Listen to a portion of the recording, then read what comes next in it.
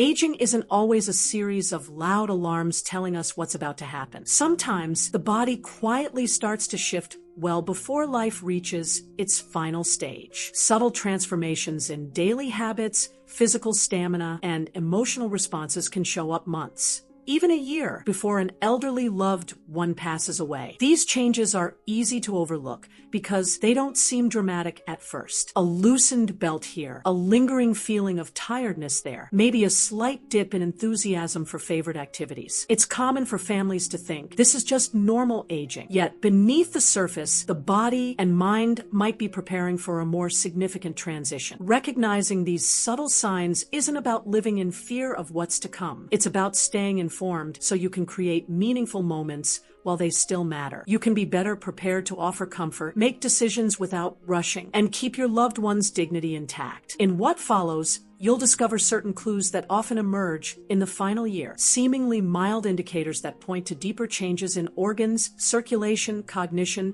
and overall resilience. By the end, you'll not only be more aware of what to watch for, but also feel more confident in how to respond compassionately. Remember, these insights aren't universal or absolute. Everyone's journey is unique, and not every elderly individual will show each sign in the same way. Still, having an understanding of the common signals can help you distinguish normal aging from something that hints at a final transition. Let's explore the subtle shifts in the body's functions and the mind's patterns that often occur long before we tend to notice, and find out why these small clues mean so much. One of the earliest and most overlooked clues that an elderly person's health may be in a more serious decline is a quiet loss of weight. At first, it might be something as simple as a new notch on the belt or a favorite outfit suddenly looking baggy. Friends and relatives might casually comment that they look slimmer, or doctors might note a few pounds missing during a routine checkup. It's easy to wave off such changes as part of getting older. After all,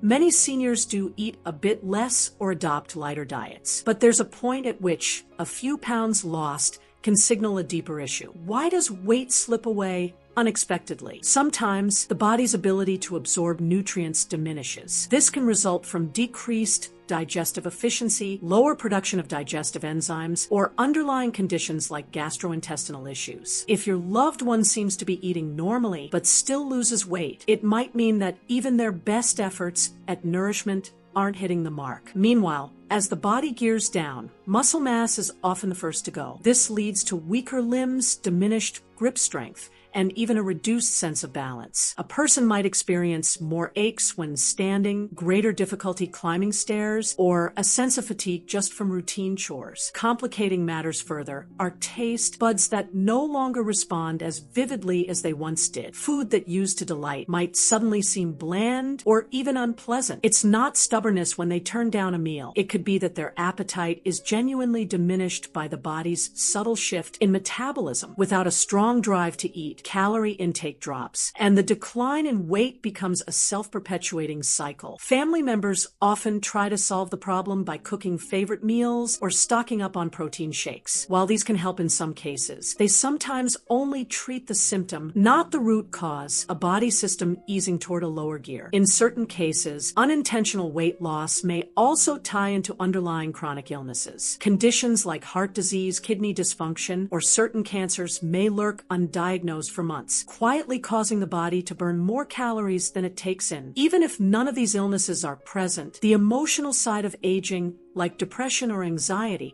can undermine the appetite. Feelings of loneliness, worry, or grief may make meal times feel like a chore rather than a pleasure. When you see an elderly loved one dropping weight and nothing seems to help, try not to force large meals or place blame on them for not trying hard enough. This isn't just about looks or a number on the scale. It's about recognizing a sign that the body may be beginning its final preparations. Offer smaller, nutrient-dense snacks, encourage hydration, and consult healthcare professionals to rule out treatable conditions. Above all, understand that a quiet shift in weight can be the body's subtle message. By paying attention, you're already taking a step toward giving them the support and care they need. For many seniors nearing the end of life, exhaustion isn't just a casual, I need a nap feeling. It can become an overwhelming fatigue that never truly leaves, no matter how much they rest. Doing something as simple as walking from the living room to the kitchen might require a moment to catch their breath, and getting up from a chair can seem like scaling a mountain. This kind of weariness goes beyond typical sleepiness. It suggests that the body's internal engine is slowing down, distributing energy only to the most vital processes. Part of this fatigue stems from how organs function with age, especially when health problems accumulate. The heart may not pump blood as efficiently, reducing oxygen flow to the muscles. The lungs might not expand as strongly, which means less oxygen intake overall. Even the metabolism might decline, so the body can't convert nutrients into usable energy at the same pace it once did. The result is a persistent sense of being drained, both physically and mentally. Emotional well-being also plays a role as physical energy wanes. It's common for interest in social events, hobbies, and gatherings to fade. An individual who once thrived on family get-togethers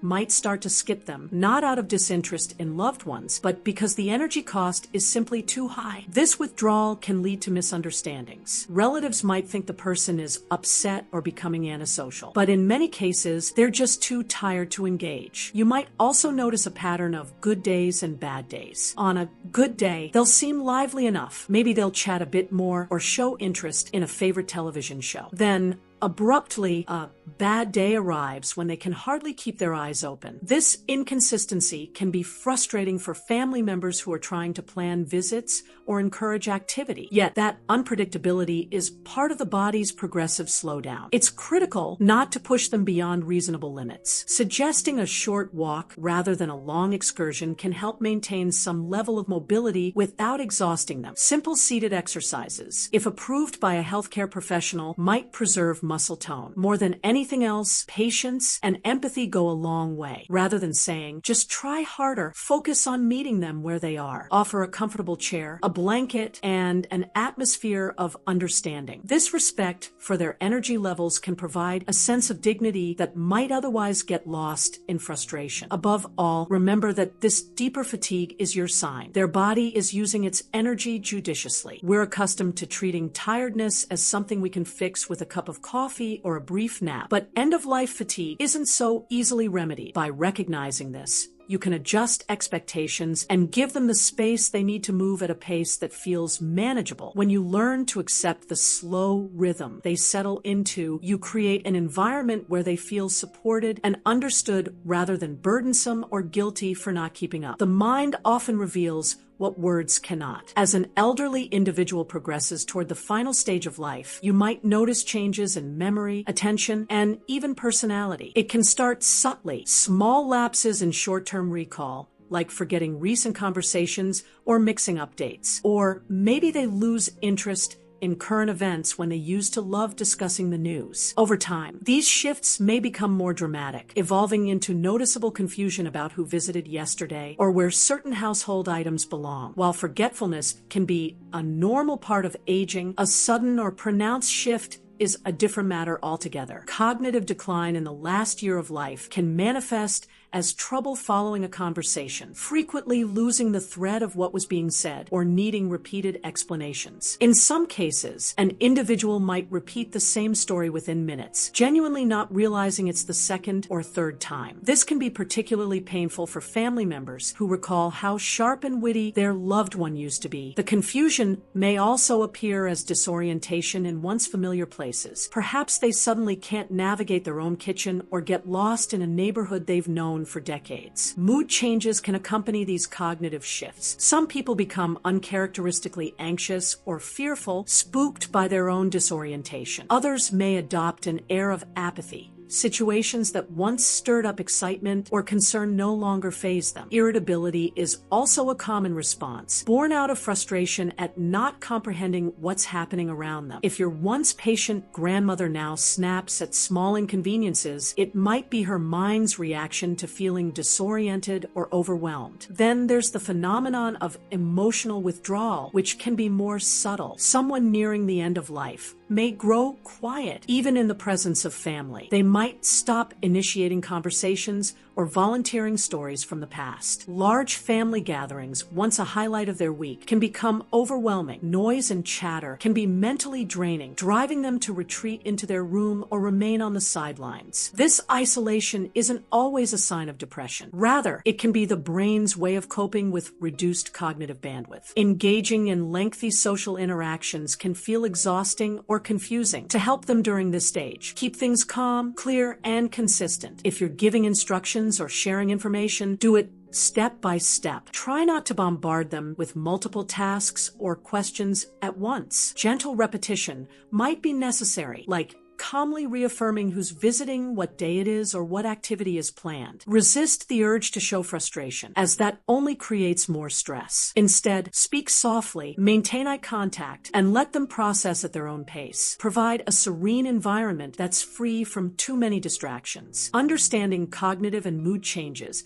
can prevent undue alarm when your loved one behaves out of character. While it's definitely important to rule out reversible factors such as medication side effects or treatable health issues, these mental shifts often signal the body preparing for its eventual shutdown. By acknowledging this reality, you can approach each conversation with patience and compassion, ensuring that even if their memory falters, your support never does. When the immune system starts waving a white flag, it often manifests as recurrent infections and slow healing. Someone who rarely caught a cold might now get one infection after another, each lingering for weeks. A simple scratch that used to heal in a couple of days may become a stubborn wound prone to redness or swelling. These are not random coincidences. They're physiological signals that the body's natural defense network isn't as robust as it once was. The immune decline can stem from multiple fronts. For one, the production of white blood cells, key warriors against bacteria and viruses, may dwindle. Additionally, existing chronic conditions like diabetes or heart disease can demand so much attention from the body that it has fewer resources left for fighting new threats. The result is a system that can be overwhelmed by infections that younger, healthier individuals shrug off with over-the-counter remedies. Pneumonia becomes a bigger concern in this phase. Even a mild respiratory bug can escalate into a full-blown infection requiring medical intervention. Urinary tract infections might pop up more often, sometimes without classic symptoms like burning or fever. In older adults, an unexplained bout of confusion or a sudden dip in energy can be the first hint that an infection is brewing. Skin issues also become more common. Thinning skin combined with reduced circulation means bruises appear with the slightest bump, and superficial cuts might evolve into chronic sores. It's easy to panic each time a new infection appears, rushing to the hospital in hopes of a rapid cure. While professional care is essential, it's also important to recognize that the body may not bounce back as it once did. Antibiotics or other treatments can help in the short term, but they might become less effective if the patient's overall health is on a steady decline. The concept of quality versus quantity of life often emerges here. You might face difficult decisions. Is it better to subject them to multiple hospital visits and potent medications, or focus on comfort care at home? Supportive measures can help ease this stage. Good hygiene is paramount. Washing hands, keeping bedding clean, regularly checking for any new cuts or changes in the skin. Hydration and balanced nutrition, as tolerated by the individual, remain crucial for overall resilience. If they're open to it, gentle exercises or short daily walks can stimulate circulation and may assist in reducing the odds of certain infections. However, caution is necessary because overexertion can invite new problems. Seeing your loved one battle repeated illnesses can be emotionally draining. Family members might feel guilty or helpless, wishing they could fix everything. Yet, repeated infections and slow healing are often part of the body's natural slowdown. Accepting this reality and focusing on providing comfort, cleanliness, and emotional support helps ensure that the time they have left is spent in as much peace as possible. By staying vigilant and noticing early signs of infection, you can act quickly to manage pain or discomfort, offering relief even if a complete cure isn't always feasible. One of the more visible signs of impending decline lies in a person's breathing patterns and circulation. You might observe shallow, labored,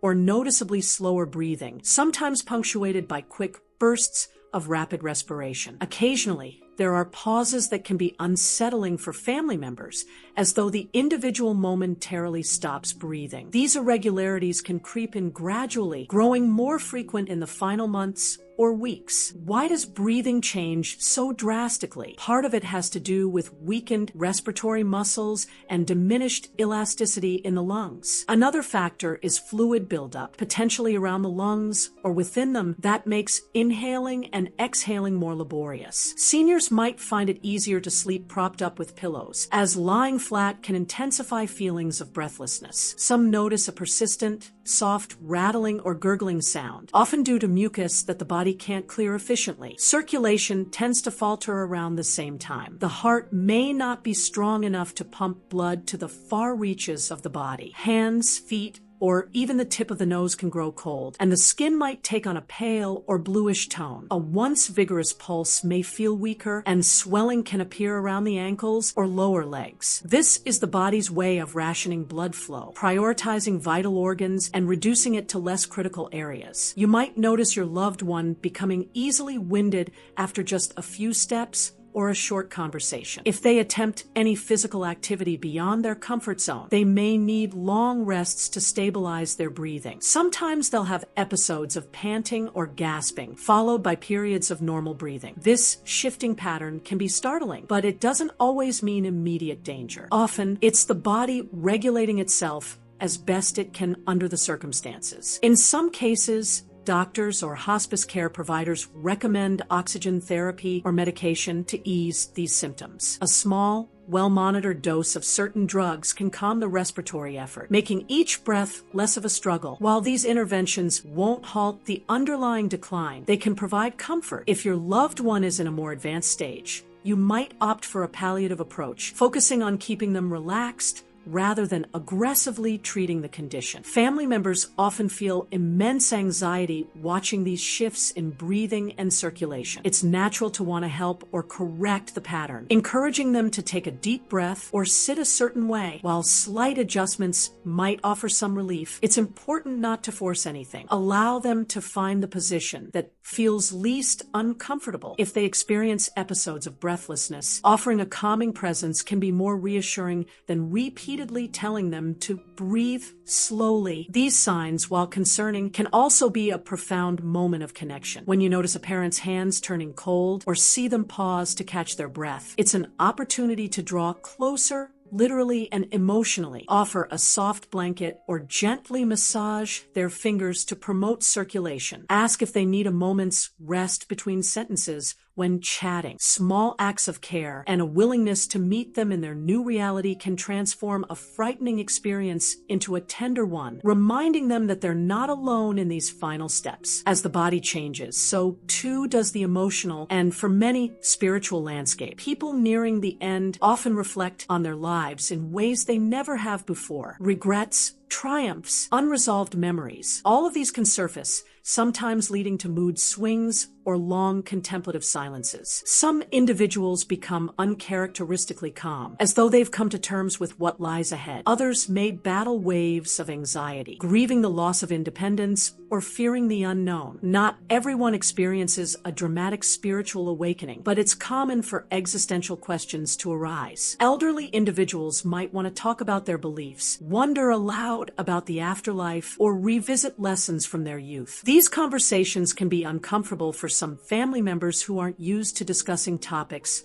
like mortality or faith. Nevertheless, providing a listening ear during these moments can be invaluable. If they want to share stories from decades past or express concerns about what happens after death, let them speak openly without interruption or judgment. Sometimes there's a pronounced sense of detachment from the busyness of life. Activities that once provided joy, like reading the newspaper each morning, may lose their appeal. The person might become more introspective, preferring quiet surroundings over lively social settings. This shift can feel abrupt if they were once very active or outgoing, but it's often a natural part of the body and mind turning inward. In certain cultures, There are rituals or traditions designed to help individuals navigate this stage, such as prayer gatherings, visits from spiritual advisors, or even simple ceremonies. If your loved one comes from a background that values these practices, offering to arrange them can bring significant comfort. On the other hand, if they prefer solitude or personal reflection, respect that choice as well. Pushing someone toward religious or spiritual involvement they're not comfortable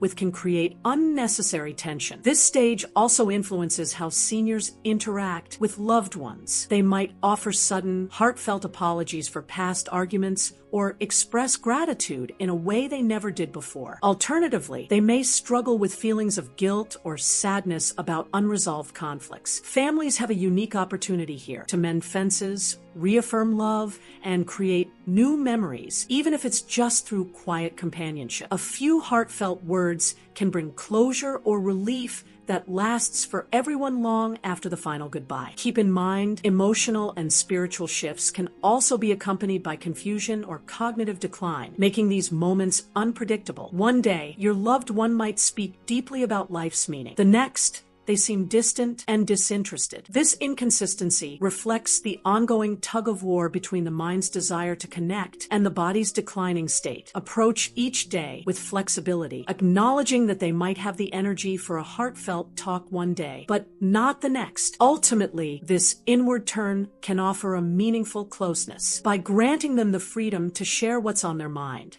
Whether it's a burst of gratitude, a concern about the afterlife, or a confession of regrets, you're allowing them to find a sense of emotional or spiritual wholeness. In these fragile moments, your willingness to listen without judgment can become one of the greatest gifts you give. Now that we've explored the physical, emotional, and mental indicators that often show up in the final year, let's turn to the practical side of preparation. Realizing a loved one might be on this path can feel overwhelming, especially if you're not sure how to help or what steps to take. Yet, there are ways to approach this stage with clarity, compassion, and a sense of genuine support. First, establish open communication with healthcare providers. Regular check-ins, whether by appointment or phone, can help manage symptoms and stay on top of changes before they become emergencies. Ask questions. If your loved one is losing weight, should they be evaluated for specific deficiencies? If they're experiencing memory issues, are there interventions or therapies that might ease confusion? If infections are frequent,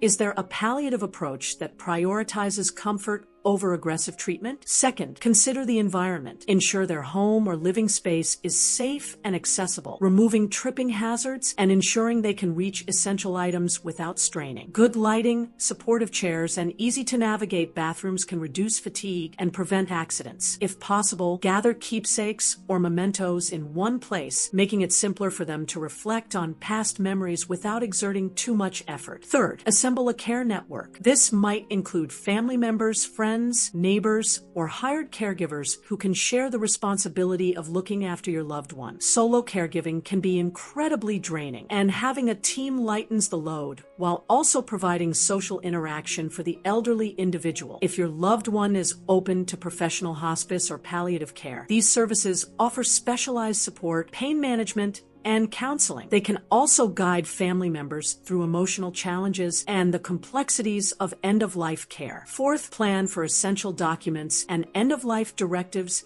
if they haven't been addressed. This includes living wills, powers of attorney, and decisions about resuscitation measures. Although these conversations can feel heavy, discussing them early can prevent rushed decisions in crisis moments. Respect for your loved one's wishes is paramount. By clarifying these choices in advance, you ensure they remain in control of their own care as much as possible. Fifth, focus on emotional support. Encourage visitors, but pace them so it's not overwhelming. Short, meaningful visits can be more uplifting than large, noisy gatherings. Gentle conversation, reading a favorite book aloud, or even listening to music together can make a day feel special. If your loved one is able, ask them about their life stories, lessons they've learned, or advice they'd like to pass on. Preserving these insights in writing or in recorded form can become a cherished family treasure. Lastly, do not forget self-care. Supporting someone through their final months is emotionally taxing. You might feel sadness, anticipatory grief, or worry about the future. Reach out for help. Talk to a counselor, join a support group, or confide in close friends. The more emotionally grounded you are, the better you can care for your loved one. They often pick up on your emotional state. And if you're constantly frazzled or anxious, it can add to their stress. In essence, preparation is about striking a balance between providing practical care and nurturing emotional well-being. It's about creating a supportive environment that honors their dignity while also ensuring you're not shouldering an impossible burden alone. By anticipating needs, respecting boundaries, and leaning on available resources, you set the stage for a more peaceful and comforting journey, one that acknowledges the reality of decline without sacrificing humanity and warmth. Life's final chapter can be filled with quiet transformations that often begin well before anyone realizes what's happening. Through subtle weight shifts, unshakable fatigue, changing mental clarity, recurrent illnesses, and altered breathing or circulation, the body gradually signals that its journey is winding down. Emotionally, your loved one may become reflective or withdrawn, grappling with thoughts they never had before. While it can be heartbreaking to watch these changes unfold, recognizing them also opens a window of opportunity. It gives you time to plan, to talk, to love, and to share in a way that can bring both peace and closeness. Awareness of these signs doesn't mean you'll predict the exact moment of passing, but it does enable you to be more present in each interaction. You can adapt plans, rearrange your schedule for more visits, or reach out to professionals for guidance. You can be gentle when they're confused, supportive when they stumble, and calm when their breath becomes uneven. These small but profound acts of understanding help maintain a sense of dignity and compassion that's often missing from end-of-life conversations. Look back on the moments you've shared and consider what small gestures can bring comfort now. Maybe it's a favorite meal in smaller portions, a soft blanket for cold hands, an old photo album to spark memories, or simply a few minutes of sitting together in silence. Each instance of mindful care can transform the fear and uncertainty that so often accompanies this stage. Rather than hastily running from one medical intervention to another, you'll be creating an environment where your loved one feels genuinely supported in what may be their most vulnerable time. In the end, these signs are not just warnings. They're invitations to connect on a deeper level. They nudge you to make every moment count, to share laughs when possible, and to speak words of love and gratitude. They remind you that even when a body grows frail, the warmth of human connection can remain strong. And when the time finally comes, you'll know you did everything you could to fill those last months with compassion, respect, and the kind of kindness that leaves a lasting imprint on everyone involved. Thank you for walking through these insights. May this knowledge guide you in offering comfort and care that truly matters, ensuring that no subtle sign goes unnoticed and no cherished moment goes unshared.